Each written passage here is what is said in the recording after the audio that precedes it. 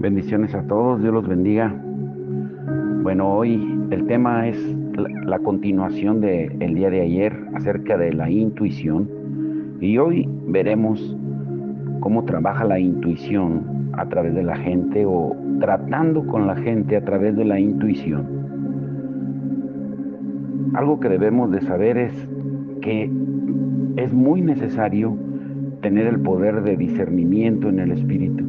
Ni la enseñanza más novedosa, ni el cerebro más inteligente, ni los consejeros más iluminados son de confianza, porque solo lo que viene intuitivamente del Espíritu Santo, eso es lo que nos puede alejar de las confusiones y de todas las manifestaciones sobrenaturales que muchas veces son imitaciones de lo del poder del Espíritu Santo. Debemos seguir esa pequeña voz que llega desde adentro y no dejarnos impresionar por el conocimiento de muchos que nos apartan del amonestador, del que convence, del Espíritu Santo. Recordemos que Jesús dijo en Juan 16:8 que cuando el Espíritu Santo viniera, Él nos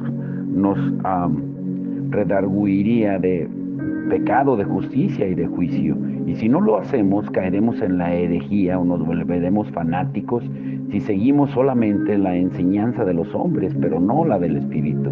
Ahora, ¿cómo es tratar con la gente a través de la intuición? No debiéramos jamás juzgar a los demás, pero nos es preciso conocerlos para saber cómo vivir con ellos y cómo ayudarles. El modo ordinario de conocer a los demás es preguntar, observar e investigar, todo lo cual nos lleva a menudo y por desgracia al error. Ahora bien, no estamos sugiriendo que estos procedimientos sean categóricamente inservibles, pero afirmamos que ocupan un lugar secundario en el conocimiento de la gente. Un espíritu puro revela con frecuencia un discernimiento que no llama a confusión. Recordemos que cuando éramos pequeños hacíamos diferentes observaciones sobre la gente que veíamos, y al cabo del tiempo esas observaciones infantiles resultaban muy ajustadas o muy alejadas o a la realidad. Y han pasado muchos años y nuestro conocimiento, experiencia y observación se han incrementado en cada uno de nosotros. Sin embargo, nuestra habilidad para conocer a la gente parece disminuir. Cuando hacíamos esas observaciones siendo niños, no teníamos ninguna razón lógica para hacerlas, como no fuera que aquello lo sentíamos en nuestros corazones. Pero al pasar los años, se pudo ver que nuestros juicios eran correctos. Cuando éramos niños, nunca decíamos las cosas después de una investigación minuciosa, ni después de hacer muchas preguntas, ni hubiéramos podido dar una buena razón que justificara nuestras palabras. ¿Qué era pues aquello que decíamos entonces? Era la operación de una pura intuición. Evidentemente, este ejemplo pertenece a lo natural.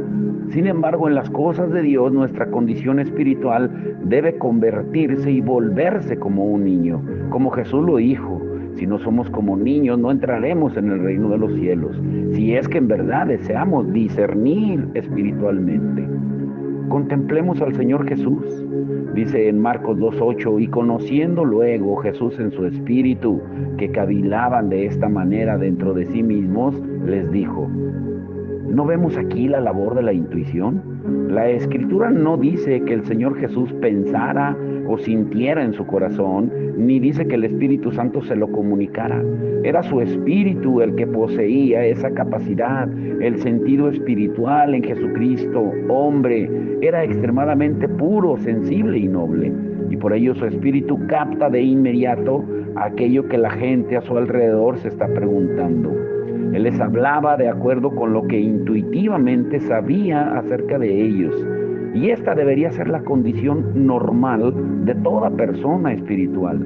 Nuestro espíritu, donde mora el Espíritu Santo, es libre para obrar y lleno del poder de conocimiento. Puede ejercer control sobre todo nuestro ser, así como el espíritu humano del Señor Jesús actuaba durante su peregrinaje en la tierra. También nuestro espíritu es activado por el espíritu que mora en él. Ahora, ¿cómo viene la revelación? ¿O qué es la revelación? Conocer las cosas por intuición es lo que la Biblia denomina revelación. Revelación no significa otra cosa que el Espíritu Santo capacitando a un creyente para aprender una cuestión particular y anunciar la realidad de la misma en su espíritu. Pero hay un solo tipo de conocimiento con respecto a la Biblia y a Dios que sea de valor, y este es la verdad revelada a nuestro espíritu por el Espíritu de Dios. Dios no da explicaciones a través del razonamiento humano, y el hombre no llega nunca a Dios a través del raciocinio. No importa lo inteligente que sea el creyente ni lo mucho que entienda sobre la naturaleza de Dios, su conocimiento de Dios seguirá velado. Lo único que puede hacer es racionalizar aquello que está detrás del velo, puesto que no puede penetrar la realidad que está fuera del alcance de la vista. Y puesto que todavía no ha visto, el hombre puede entender, pero jamás conocer. Si no hay revelación y revelación personal, el cristianismo no sirve para nada. Todo aquel que cree en Dios tiene que captar su revelación en su espíritu. De otro modo, todo aquello que cree no es más que solo sabiduría humana, ideales y palabras. Y una fe de este tipo no puede resistir la prueba. Este tipo de revelación no es una visión, una voz celestial, un sueño, ni una fuerza exterior que sacude al hombre. Uno puede experimentar estos fenómenos y no recibir ningún tipo de revelación. La revelación tiene lugar en la intuición, con calma, sin prisas, ni despacio, muda, pero con un mensaje. Pero ¿cuánta gente se autodenomina cristiana, aunque el cristianismo que han abrazado es una simple filosofía de la vida, una ética, unas pocas verdades o un conjunto de fenómenos sobrenaturales? Una actitud de este tipo no resulta ni del nuevo nacimiento ni tampoco de un nuevo espíritu.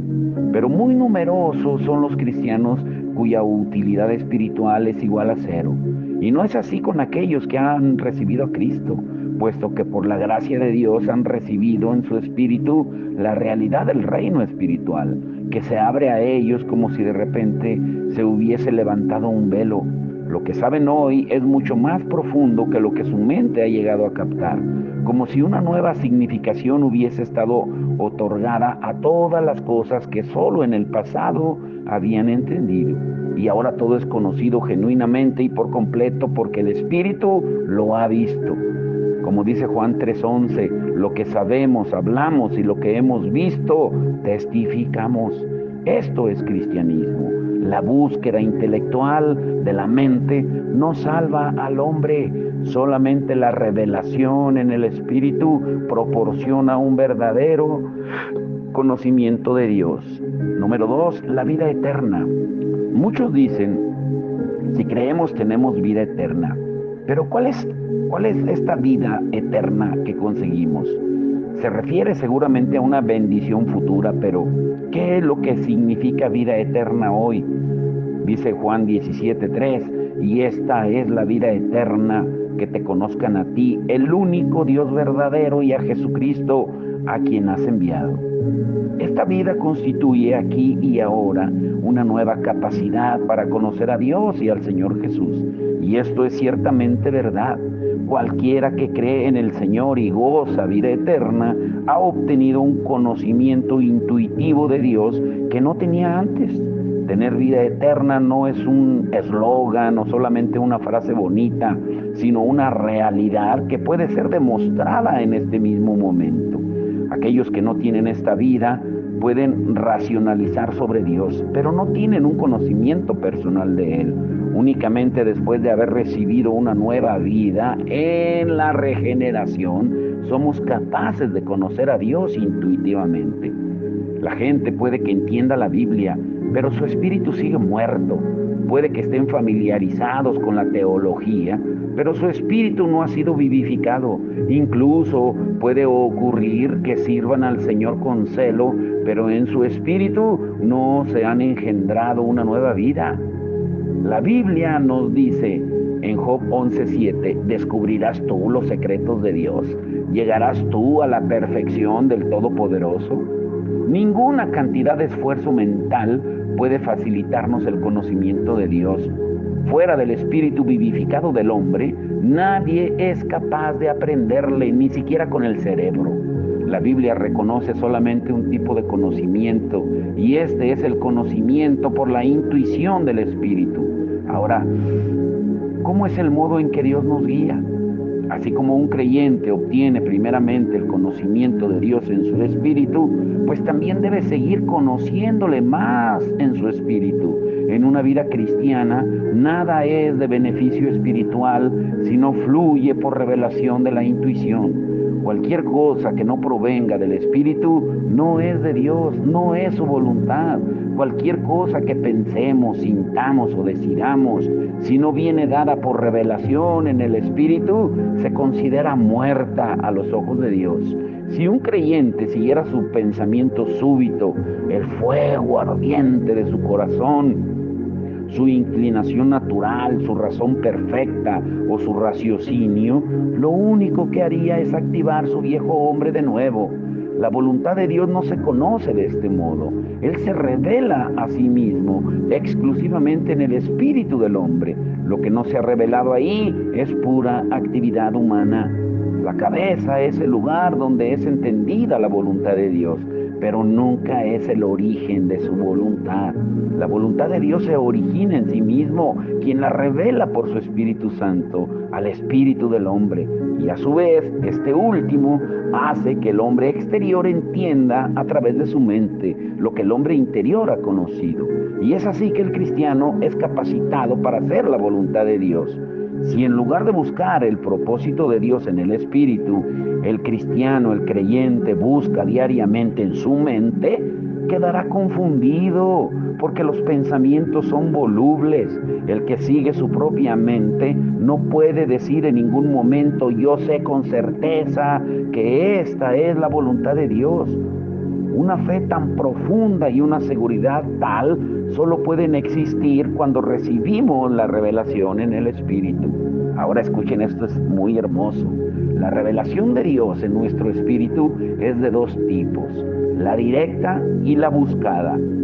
Por revelación directa entendemos que Dios, al querer que el creyente atienda un deseo suyo, se acerca y lo revela al espíritu del hombre.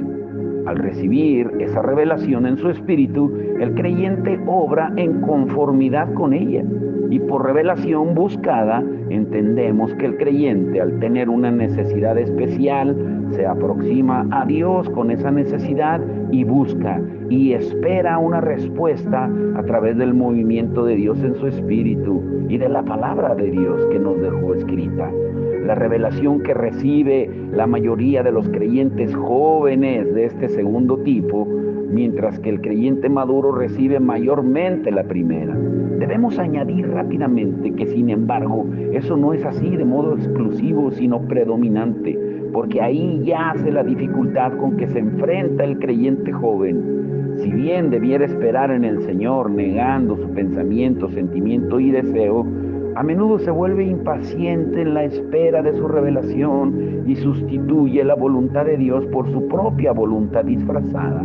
Y a causa de ello es acusado por su propia conciencia, y a pesar de que está dispuesto a seguir la voluntad del Señor, sin embargo inconscientemente sigue el pensamiento de su mente, porque carece de conocimiento espiritual.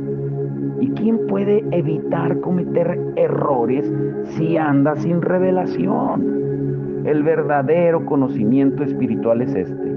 Solamente lo que es recibido en el Espíritu es conocimiento espiritual. El resto es solamente conocimiento mental. Ahora, pregúntate por un momento: ¿cómo sabe Dios las cosas? ¿Cómo emite su juicio? ¿Por medio de qué conocimiento controla el universo? ¿Verifica y se cerciora con su mente igual que el hombre? Él precisa tener detenidamente antes de detenidamente antes de entender. Él depende Dios de la filosofía, de la lógica y de la comparación para conocer un asunto. Tiene que buscar e investigar antes de encontrar la solución. ¿Está el Todopoderoso obligado a confiar en su cerebro? Pues decididamente que no. Dios no precisa molestarse con estos penosos ejercicios. Su conocimiento y su juicio son intuitivos. De hecho, la intuición es la facultad común a todos los seres espirituales. Los ángeles obedecen lo que de un modo intuitivo saben que es la voluntad de Dios. Ellos no llegan a determinada conclusión por medio de un argumento, una razón o una observación. La diferencia entre conocer mentalmente y conocer intuitivamente es inmensa. De esta diferencia depende el éxito o la derrota espiritual. Si la acción y servicio del creyente hubieran tenido que ser regidas por la razón y el sentido común, nadie se hubiera atrevido a llevar adelante las muchas obras espirituales gloriosas del pasado, porque todas ellas superan el razonamiento humano. ¿Quién se hubiera atrevido a ejecutarlas si no hubiese conocido la voluntad de Dios intuitivamente? Todo aquel que anda íntimamente con Dios, disfrutando su comunión y unión espiritual, recibirá la revelación de Dios en su intuición y sabrá sin lugar a dudas lo que tiene que hacer. Sus acciones, evidentemente, no se atraerán las simpatías de los hombres, puesto que estos no conocen lo que él ha visto. Por eso Pablo decía en Gálatas 1:10, ay de mí, si quisiera agradar a los hombres, no sería entonces ministro de Dios. O sea, sus acciones, las acciones, según la sabiduría humana, serán inútiles. Pero no es verdad que los creyentes espirituales padecen una gran oposición a causa de esto. No es cierto que los mundanos les han etiquetado como locos. Incluso sus hermanos creyentes de la carne les juzgan así. ¿Y la razón? La razón es que la vida de la vieja creación en la gente mundana o en los creyentes no puede entender los caminos del Espíritu Santo. Los creyentes que se apoyan más en la razón critican a sus hermanos menos interesados en ella, llamándoles fanáticos, y sin darse cuenta que estos fanáticos son los verdaderamente espirituales, que andan según la revelación que han recibido intuitivamente. Debemos de tener cuidado en no confundir la intuición con la emoción. En su celo emocional, los cristianos pueden experimentar fenómenos parecidos a los de los cristianos espirituales, pero el origen de estos fenómenos no puede atribuirse a la intuición. Asimismo, en cuanto al discernimiento, los cristianos racionales pueden actuar de muchas maneras, igual que los espirituales, sin que haya existido en su caso ninguna revelación intuitiva. Los creyentes racionales, del mismo modo que los emocionales, son anímicos. El espíritu tiene un celo que sobrepasa al emocional. Los espirituales han sido justificados en el espíritu, como Pablo dice en 1 de Timoteo 3:16, y no aprobados por las simpatías y razones de la carne. Si descendiéramos desde nuestra exaltada posición espiritual a la de la carne, perderíamos terreno y retrocederíamos del mismo modo que Abraham a un Egipto visible y tangible en busca de ayuda. El espíritu y el alma se mueven independientemente. En tanto que el espíritu no haya ascendido hasta conseguir dominio sobre todo nuestro ser, el alma no dejará de pugnar contra él, de luchar contra él. Cuando el espíritu de una persona ha sido vivificado y fortalecido por el poder y la disciplina del Espíritu Santo, el alma cede el lugar usurpado que ocupaba y se somete al espíritu. El alma se hace sirviente del espíritu y de modo similar el cuerpo, una vez que es sometido, sirve al alma. El espíritu recibe la revelación de Dios por medio de su facultad intuitiva mientras el alma y el cuerpo ejecutan unánimes la voluntad del Espíritu. Este progreso no tiene fin. Algunos del pueblo de Dios puede ser que tengan más cosas que negar que otros, porque han estado largo tiempo saturados con conocimientos mentales y simpatías carnales, y algunos están tan llenos de prejuicios que no gozan la posesión de un espíritu abierto que acepte la verdad de Dios, y lo que necesitan son los tratos requeridos que pueden liberar su intuición para que lo reciba todo de Dios. Debemos apreciar lo fundamental que es la diferencia entre una experiencia espiritual y una experiencia anímica.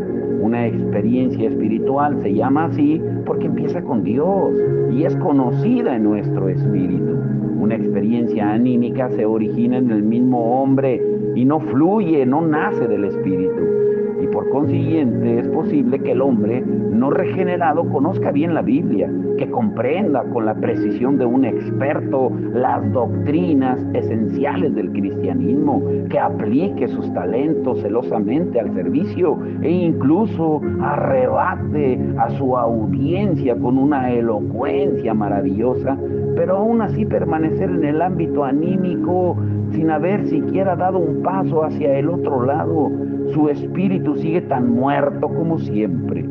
La gente nunca entrará en el reino de Dios por medio de nuestro esfuerzo, de nuestra persuasión, argumentos, estímulos o atractivo. La entrada solamente puede conseguirse por medio del nuevo nacimiento, por nada que no llegue a la resurrección del espíritu. La nueva vida que nos invade en la regeneración lleva consigo muchas capacidades inherentes, entre las cuales está el poder intuitivo de conocer a Dios. Ahora, para ir concluyendo, escuchen esto. Hoy va a estar breve el mensaje. ¿Quiere decir esto que la mente y el cerebro humano son completamente inútiles? De ninguna manera. Es obvio que tienen su papel, pero tenemos que recordar que el intelecto es de importancia secundaria, no primaria. No sentimos a Dios ni las realidades de Dios a través del intelecto. De otro modo, la vida eterna estaría desprovista de su significado. Esta vida eterna o nueva vida es el espíritu mencionado en Juan 3. Captamos a Dios por medio de esta vida eterna o espíritu recién obtenido. El papel de la mente es explicar a nuestro hombre interior lo que conocemos en nuestro espíritu y además ponerlo en palabras para que los demás lo entiendan. Pablo en sus cartas hace mucho énfasis en que el evangelio que predica no se origina en el hombre, no se adhiere al por mayor de la mente, ni se adquiere de la mente de un hombre para distribuirlo a la mente de otro, sino que se obtiene por revelación. Aunque un creyente tenga una mente excepcional, su enseñanza no viene de su pensar bien, sea súbito o progresivo. Su mente solamente coopera con su espíritu al comunicar a los demás la revelación que ha recibido su intuición. El cerebro no es otra cosa que el transmisor, no es el receptor. En el mecanismo del conocimiento espiritual, Dios se comunica con nosotros enteramente en el espíritu, excepto por medio de la intuición. No hay otro modo de conocer a Dios. En su espíritu el hombre se eleva hacia el invisible reino de Dios. La intuición pudiera describirse entonces como el cerebro del santuario interior. Cuando decimos que el espíritu del hombre está muerto, indicamos que su intuición es insensible respecto a Dios y a sus realidades. Cuando decimos que el espíritu controla todo el hombre, queremos decir que las diversas partes del alma y todos los miembros del cuerpo se adhieren fuertemente a la voluntad de Dios, conocida intuitivamente. Ahora, debemos insistir en que la regeneración es totalmente indispensable. Las facultades anímicas del hombre no pueden percibir a Dios. No hay nada que pueda ser un sustituto de la intuición, a menos que un hombre reciba una nueva vida de Dios y que su intuición resucite. permanecerá eternamente separado de Dios. Por eso es fundamental el nuevo nacimiento. No es simplemente un término, ni tan siquiera una alteración de la moral, sino la misma vida de Dios que entra de hecho en nuestro espíritu y potencia su intuición. Es imposible que el hombre pueda agradar a Dios con sus buenas acciones, porque son simples acciones anímicas. Su intuición está muerta para Dios. Igualmente imposible le es al hombre regenerarse a sí mismo, puesto que nada hay en él que pueda producir una nueva vida. A no ser que Dios le engendre, él no podrá engendrarse a sí mismo. En la obra de Dios tampoco tiene valor la comprensión por parte del hombre de las enseñanzas, puesto que la obra tiene que ser hecha por Dios. ¿Qué otra cosa podemos hacer si no es ponernos en las manos de Dios para que Él obre? El espíritu seguirá muerto hasta que confesemos que todo aquello que pertenece al hombre es inútil y nos pongamos en el lugar de la muerte con el Señor Jesús y aceptemos su vida, como Pablo dice en Gálatas 2:20. Los caminos del hombre no pueden llevar a la aceptación del Señor Jesús como Salvador, ni a la vivificación de la intuición del Espíritu, sino que insisten en sustituirla con su propia mente. El hombre piensa y reflexiona hasta dar forma a muchas filosofías éticas o religiosas. Pero ¿qué es lo que dice el Señor? En Isaías 55:9, como son más altos los cielos que la tierra, así son mis caminos más altos que vuestros caminos, y mis pensamientos más altos que vuestros pensamientos. Por muy intensa que sea la reflexión humana, sus pensamientos no serán celestiales sino terrenales. Después de la regeneración, Dios capacita a nuestra intuición para que conozca su pensamiento y su camino, para que así le sigamos. Pero qué olvidadizos son los creyentes, o somos los creyentes. Olvidamos lo que aprendimos en la regeneración. Los santos que en su vida cotidiana andan en su corazón y pensamientos son incontables. En el servicio intentamos todavía poner en movimiento la mente, la emoción y la voluntad de la gente por medio de nuestro intelecto, nuestro celo y esfuerzo. Pero Dios desea enseñarnos que el alma, la nuestra y la de los demás, carece de todo valor espiritual. Dios permite que fracasemos en la obra espiritual para que así, desanimados, fríos y estériles, pueda destruir nuestra vida natural con toda su inteligencia, sabiduría, fervor y habilidades. Una lección como esta no se aprende en un par de días.